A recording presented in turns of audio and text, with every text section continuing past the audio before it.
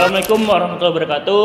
Kembali lagi dengan kami, kelompok 2. Di video kali ini, kami akan melakukan suatu prosedur atau suatu praktikum terkait dengan ekstraksi DNA.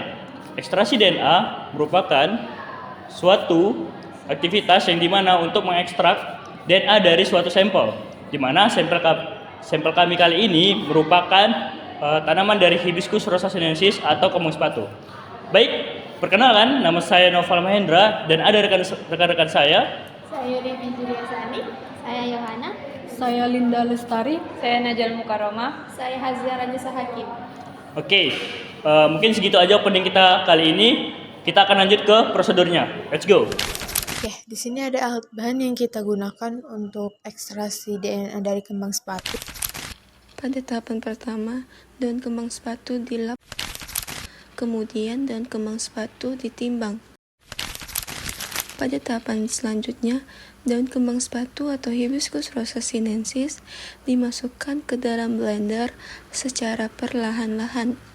Kemudian, tutup blender dan daun kembang sepatu di blender sampai halus. Selanjutnya, ada alat bahan untuk membuat buffer lysis. Dapat dilihat pada video berikut. Pada tahap selanjutnya, kita akan membuat buffer lysis. Pertama-tama, kita akan mengukur Aquades sebanyak 60 ml menggunakan gelas ukur. Kemudian, kita akan masukkan ke dalam gelas beker. Usahakan takarannya pas ya teman-teman.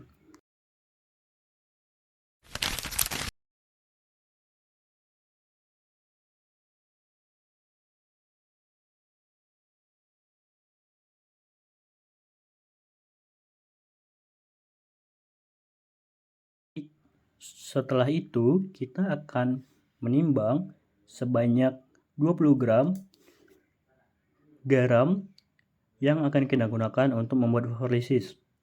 Teman-teman, fungsi dari garam sendiri adalah untuk membuat dinding sel lysis, karena garam dapat bersifat isotonik pada dinding tumbuhan.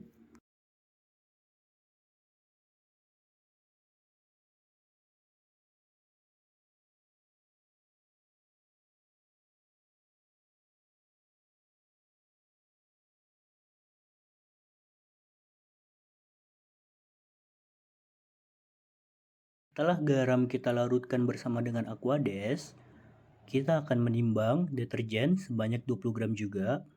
Teman-teman, fungsi deterjen juga sama seperti garam, yaitu untuk melisiskan dinding tumbuhan. Karena deterjen mengandung surfaktan yang dapat membantu dinding tumbuhan untuk lisis. Teman-teman, setelah kita timbang, nantinya deterjen kita akan masukkan ke dalam gelas beker. Dan kita akan larutkan bersama larutan garam sebelumnya.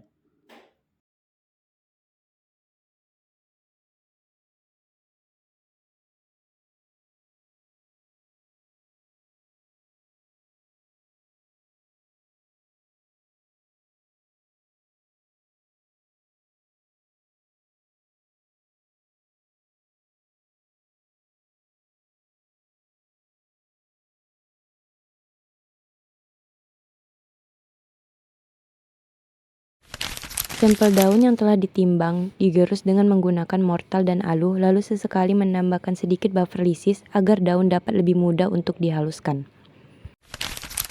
Selanjutnya, sampel daun yang telah digerus tadi dengan menggunakan mortal dan alu dimasukkan ke wadah yang berisi buffer lysis dan diaduk dengan menggunakan batang pengaduk untuk memastikan daun dan buffer dapat tercampur dengan baik. Lalu dibiarkan sampel dapat terendam selama 30 menit pada buffer lysis. Pada tahap berikutnya dilakukan penyaringan larutan menggunakan kertas saring dan corong. Dilakukan hingga 2 kali penyaringan. Pada penyaringan pertama, dilakukan untuk menghilangkan sisa-sisa jaringan dari daun yang belum hancur secara sempurna, seperti serat atau sisa-sisa dari potongan kecil daun yang tidak hancur.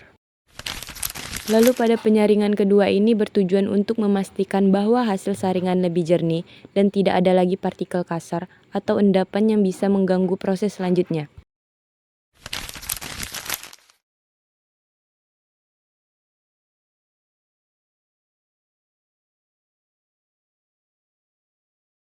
Setelah sampel disaring sebanyak 2 kali, selanjutnya ditetesi hasil penyaringan dengan etanol 96% dingin. Ditetesi melalui dinding tabung reaksi. Pada praktikum ini, ditetesi sebanyak 20 tetes etanol 96%. Setelah ditambahkan etanol 96% dingin, terlihat benang kromatin. Pada tahap selanjutnya, kita akan memasukkan benang kromatin yang telah terlihat tadi ke dalam tub sentrifuge. Fungsinya adalah untuk kita melakukan tahap selanjutnya, yaitu sentrifuge atau presipitasi. Teman-teman perlu berhati-hati untuk memasukkan sampel ataupun benang kromatin ke dalam tub sentrifuge karena dapat tercampur dengan larutan ataupun sampel yang telah kotor tadi.